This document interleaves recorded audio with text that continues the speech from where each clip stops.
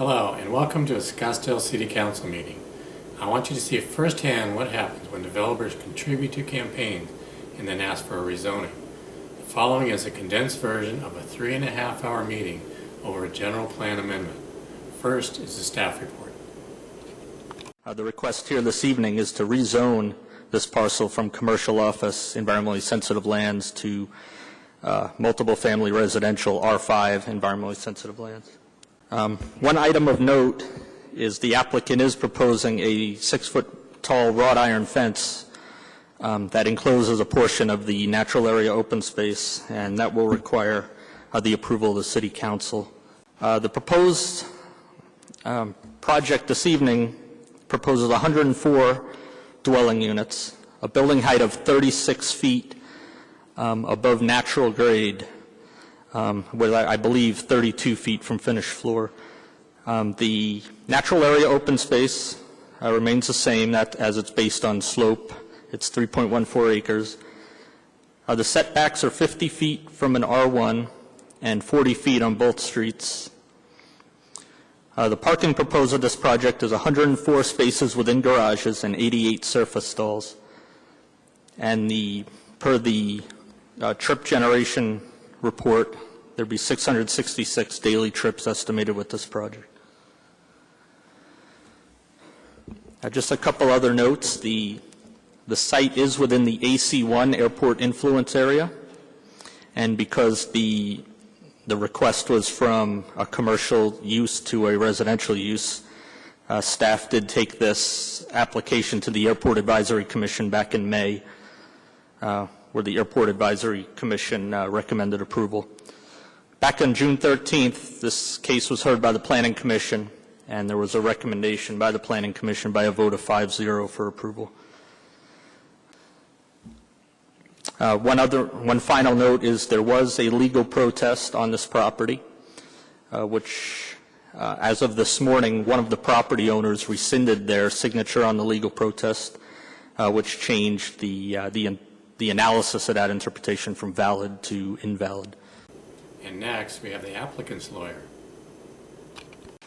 Mayor, given my limited time, I'm going to focus on the major arguments we've heard from the opposition regarding this case.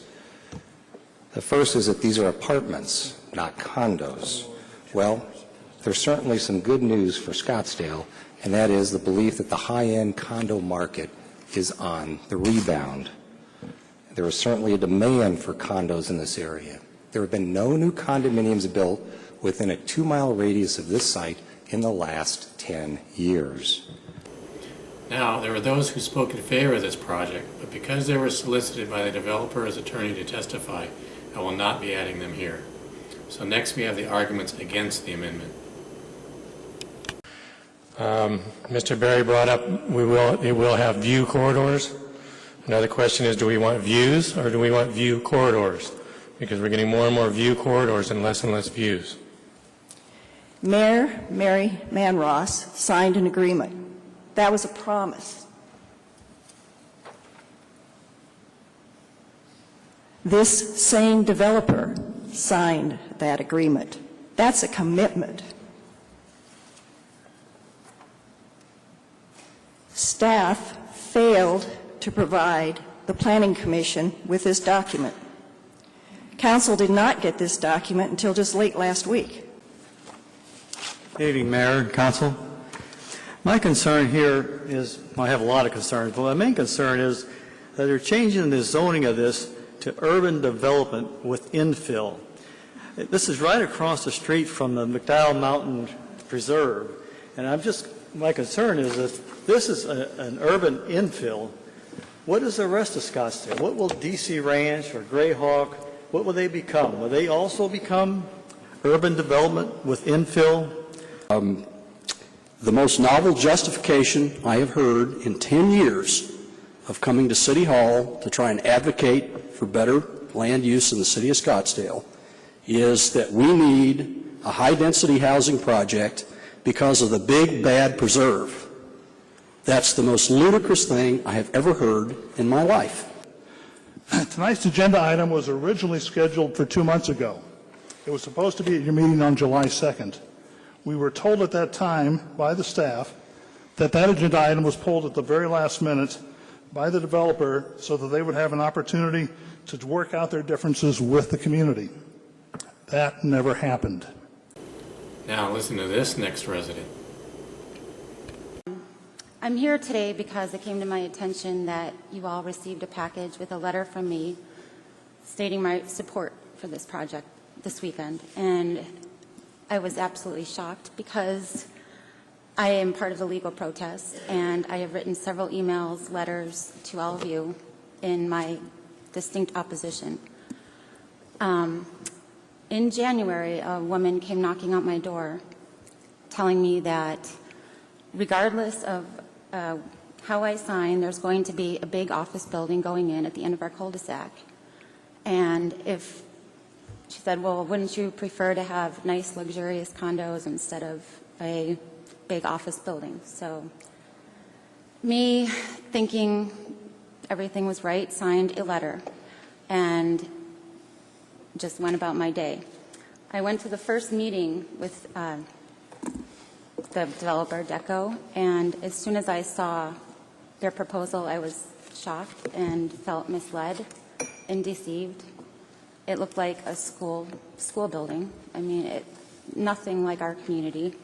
It was dense and nothing like what this woman had said who knocked on my door. So I just am very disappointed that I was even included in this letter by the developer in this package, that I support this. There are many other people and many other Wingate residents who had the same experience, and I just wanted everyone to know and be clear that I was deceived, and I live there, and I do not support this project. Thank you for your time. My name is Bill Bizignano. I'm a Wingate resident. I'm a small business owner, and I'm against this project. Some facts about the developer. Deco Communities, up until 2010, was known as Star Point Development. They have multiple failed condo developments. They have millions of dollars that they have left in defaulted loans to local lenders, and they have uncompleted projects still littering our city. They have residents in those uncompleted projects who still complain about construction debris and empty job trailers.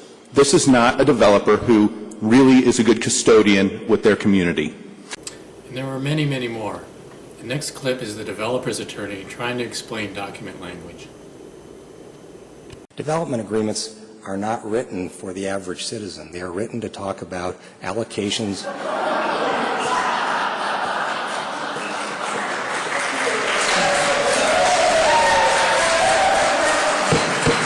And then Councilman Littlefield's take on the project.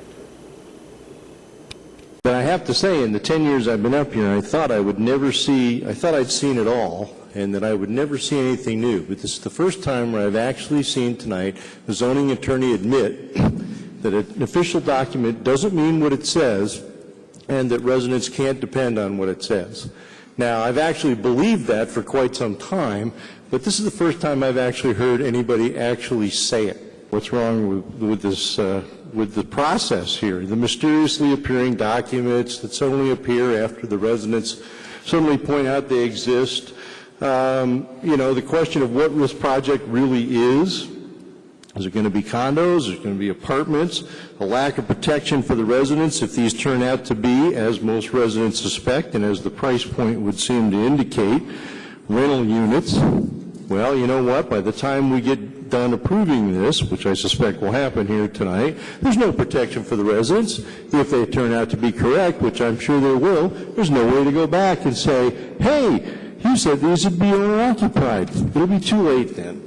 Which the shabby treatment of the opposing neighbors, the last minute, 11th hour and 59th minute, suddenly the legal protest disappears, too late for the neighbors to do anything about it. There's a ton of stuff wrong with this process.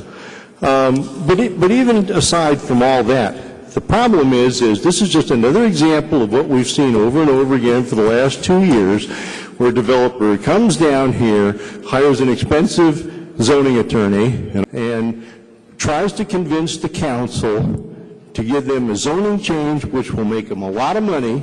And so they come down here, they hire John or somebody else to come down here and basically convince us to give them a zoning change which will make them a ton of money. Well, who pays for that? There is no free lunch. The neighbors. And guess what?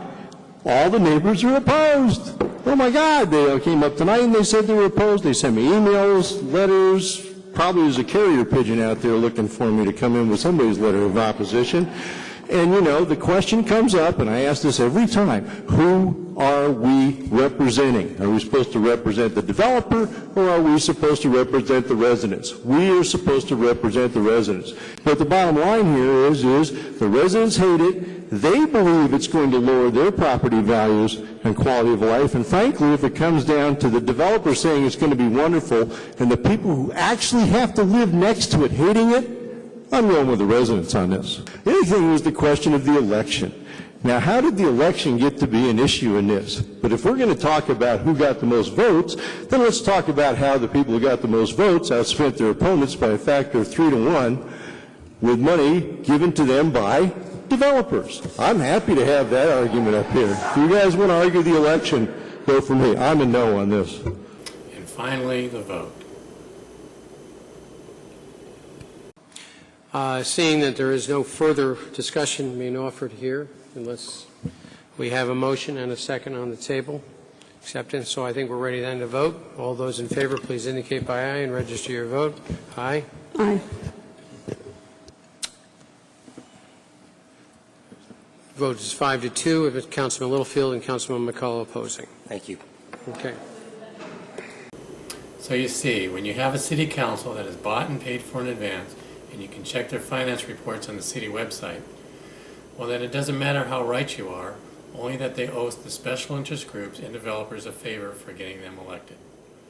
I'm Guy Phillips, and I will not be bought. I will stand up for your rights as a Scottsdale resident and bring balance back to our council.